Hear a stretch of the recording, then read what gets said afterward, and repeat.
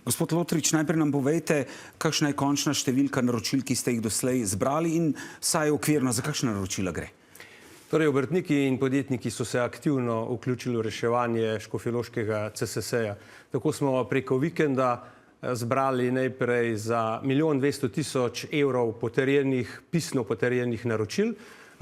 Tukaj lahko vidimo pač te kopije teh naročil.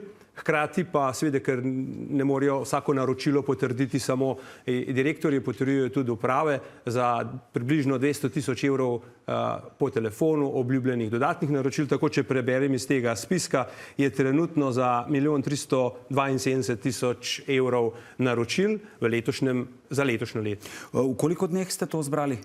Ja, začeli smo v petek oziroma v soboto zjutraj. No, preden nadaljujeva, pa si poglejva izjavo nekdanjega direktorja in trenutnega likvidacijskega upravitelja Uroša Zarnika, ki ga je 2 tedna nazaj naša ekipa ujela med prihodom v službo. Se ne bi dalo nekje dobiti kot, ne vem, dober gospodar podjetja še dodatnih poslov, da bi lahko firma preživela? Lejte, lahko jih dobimo, lahko jih ne dobimo. Mislim, ne vem, to tukaj vam ne znam povedati. Mi smo si prizadevali jih dobiti, žal nam to ni uspelo, zaradi že znanih razlogov, ne. Ampak rekli ste, lahko bi jih pa dobili? Ne, nisem rekel, da bi lahko, nismo jih uspeli dobili, ne. Mogoče, če ima kdo kakšno čarobno drugo paličico, bi jih mogoče dobil, ne. Zdaj, gospod Lotrič, imate škofjeloški obrtniki čarobno paličico ali ta izjava, ki smo jo problematizirali že takrat, kaže na neodgovorno upravljanje naloge direktorja? Pa jaz mislim, da je tukaj po eni strani je tržno gospodarstvo, torej podjetja obratujejo, podjetja potrebujejo CSS s svojimi storitvami. Po drugi strani pa dejansko ta medijski odziv v Sloveniji, ki je plusknil tudi v tujino, lahko rečem, da zbuja pri naročnikih dodatno zaupanje. Glede na videno lahko samo povem, da imam tu pred sabo vsej 2 rdeča polja, kjer pravi, da je likvidacijski upravitelj 2 naročnikoma zavrnil naročila. Torej ne drži, da jih ni možno dobiti, nasprotno, odganjali so del. Lahko podjetje že s temi naročili, ki ste jih zbrali, preživi? Lahko, vendar imamo eno težavo. Omenjena je bila ta dokapitalizacija, torej dobrih 150 000 evrov je tako imenovano minus zapadlih računov in mi želimo po eni strani sporočiti dobaviteljem, tudi svetovali smo novi direktorici, da čim prej organizira nabavno konferenco, da razloži situacijo. Po drugi strani pa imamo kar nekaj od teh tudi po terenu, da bodo plačevali z avansom.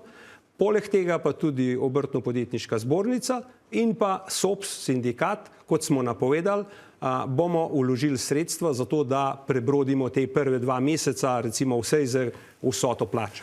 Ker vprašanje je, vsi se bojijo, po teh, če se likvidacijski postopek prekine, 157 000 evrov je dolgov, ki jih invalidsko podjetje dolguje upnikom. Če bi upniki to želeli izterjati, bi to pomenilo blokado bančnega računa podjetja, bi bilo s tem delovanje zaustavljeno? Prva rešitev tega je, da dejansko SDH prekvalificira naložbo iz portfeljske v strateško naložbo in to zagovarjamo tako za CSS škofjeloški kot mariborsko bodočnost.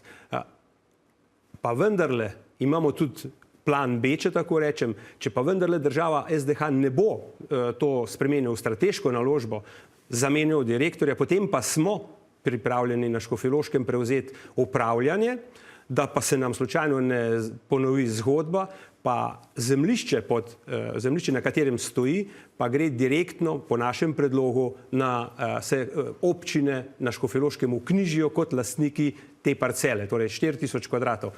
OOZ Škofja Loka pa prevzame upravljanje.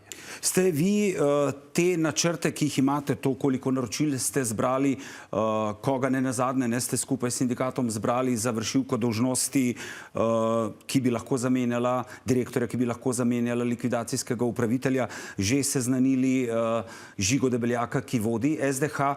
Mislite, se boste pogovorili z njim o tem, vas bo sprejel?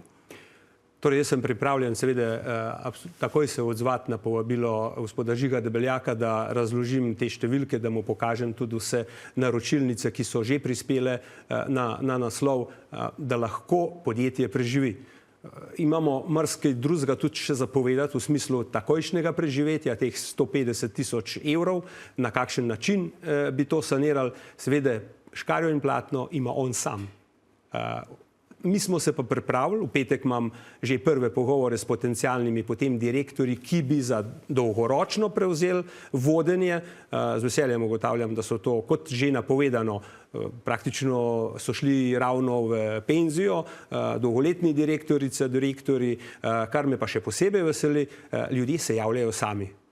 In javlja se je gospa, ki je na področju socialnega podjetništva, vrhunska strokovnjakinja v Sloveniji, bi prišla, svetovala, kako podjetje, socialno podjetništvo vključuje namreč tudi invalidska podjetja, kako ta podjetja vključiti, da preživijo sama in še poleg tega ustvarjajo en minimalen dobiček. Plus.